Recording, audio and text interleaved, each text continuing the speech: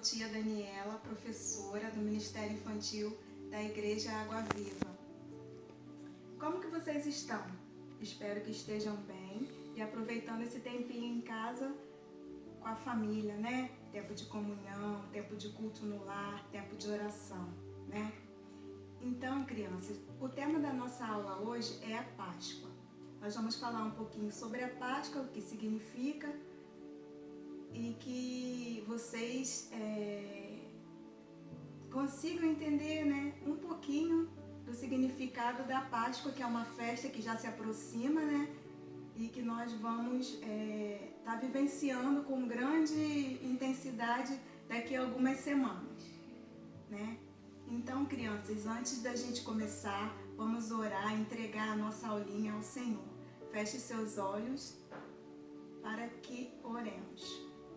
Soberano e eterno Pai, abençoa as crianças, abençoa a sua família, Pai. Pai, abre o coraçãozinho delas para que seja plantada a sementinha da sua palavra, para que cresçam em sabedoria, para a honra e glória do seu nome. Amém. A Bíblia diz em 1 Coríntios 5:3, 5:7, porque Cristo, nossa Páscoa, foi sacrificado por nós. Estamos nos aproximando de uma das datas mais lindas que comemoramos, a Páscoa. Nosso Redentor vive, Jesus Cristo. Mas então, crianças, como começou essa festa? Quando começou? A Páscoa significa libertação. Páscoa é vida. E ela significa uma festa muito antiga em que o povo judeu comemorava lá no Antigo Testamento. O plano de Deus era que o seu povo fosse liberto das mãos de Faraó, que era um homem mau e não queria libertar o povo da escravidão.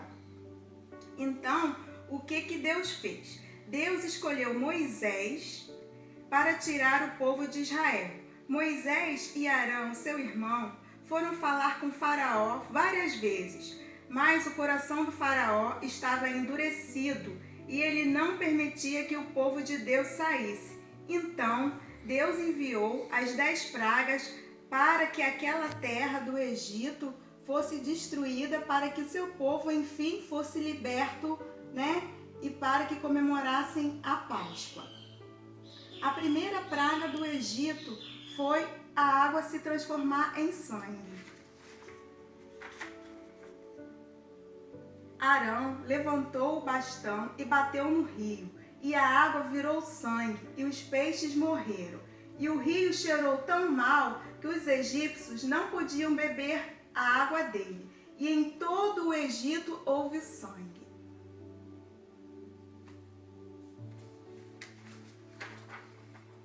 A segunda praga foram as rãs. Arão estendeu a mão sobre as águas do Egito e as rãs saíram das águas e cobriram todo o país.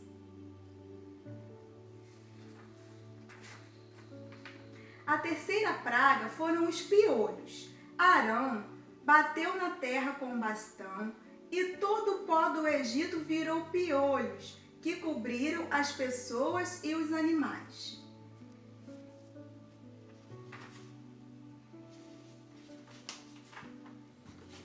A quarta praga foram as moscas. Assim fez Deus, o Senhor, e entraram grandes enxames de moscas no palácio do rei e nas casas dos seus funcionários. E por causa das moscas, houve muito prejuízo no Egito inteiro.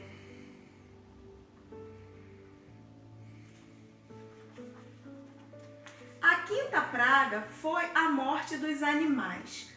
O Senhor castigou com uma doença terrível todos os animais dos egípcios e todos morreram. Porém, não morreu nenhum dos animais dos israelitas.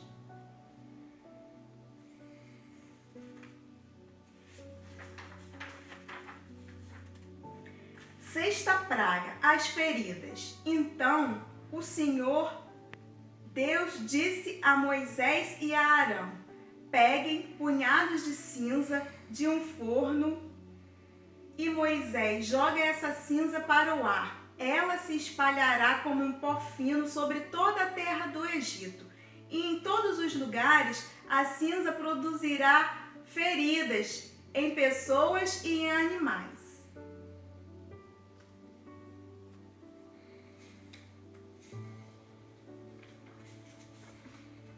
A sétima praga foi a chuva de pedra.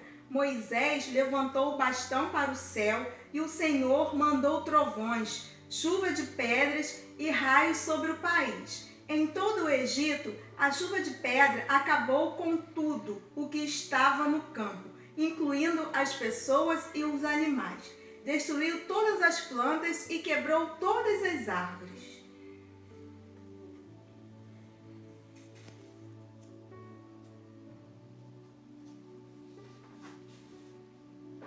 A oitava praga, gafanhotos. Eles se espalharam sobre o Egito e invadiram toda aquela região em quantidades enormes, como nunca havia acontecido antes. Eles cobriram de tal maneira o chão que este ficou preto. Devoraram toda a vegetação. Em todo o Egito não sobrou nada verde, nas árvores e nas plantas.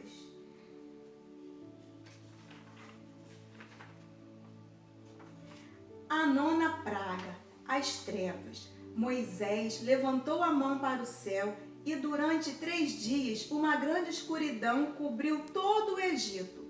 Os egípcios não podiam ver uns aos outros e naqueles dias ninguém saiu de casa. Porém, em todas as casas dos israelitas havia claridade.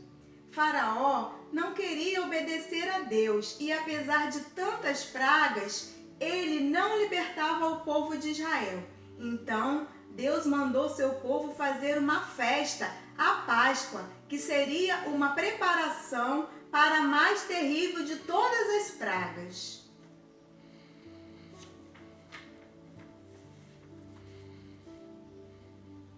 A 10ª praga, a morte dos primogênitos. À meia-noite, o Senhor Deus matou os filhos mais velhos de todas as famílias do Egito.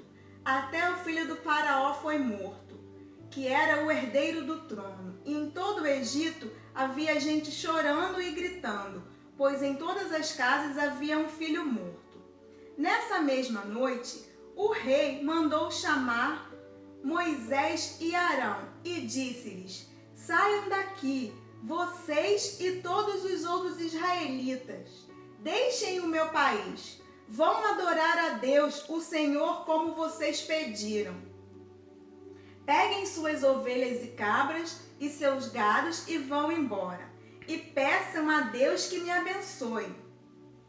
Os israelitas fizeram como Moisés havia ordenado e pediram aos egípcios joias de prata e ouro e roupas. O Senhor Deus fez com que os egípcios dessem de boa vontade aos israelitas tudo o que eles pediam. Assim, o povo de Israel tomou as riquezas dos egípcios. Então, crianças, o que nós aprendemos nessa história? Faraó não acreditava em Deus e não queria obedecê-lo. E podemos ver qual foi o seu desfecho. A ira de Deus caiu sobre ele. Existe uma bênção por trás da obediência. O Senhor colocou pessoas nas nossas vidas como nossas autoridades, que são os pais, os líderes de igreja, os professores, os irmãos, todos aqueles que nos amam e nos querem bem. E devemos honrá-los e respeitá-los para que bênçãos de Deus estejam sempre conosco. Amém? Então, crianças, essa foi a historinha das 10 pragas do Egito. Como atividade, eu queria sugerir que fosse feito com vocês e suas famílias esse lapbook, que fala sobre as 10 pragas do Egito.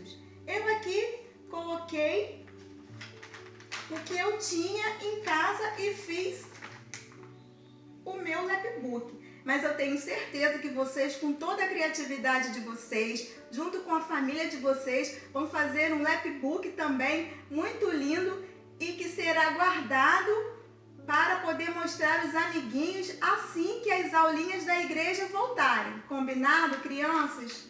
Então é isso. Beijo, fique com Deus. Deus abençoe vocês e até a próxima. Beijo da tia Dani.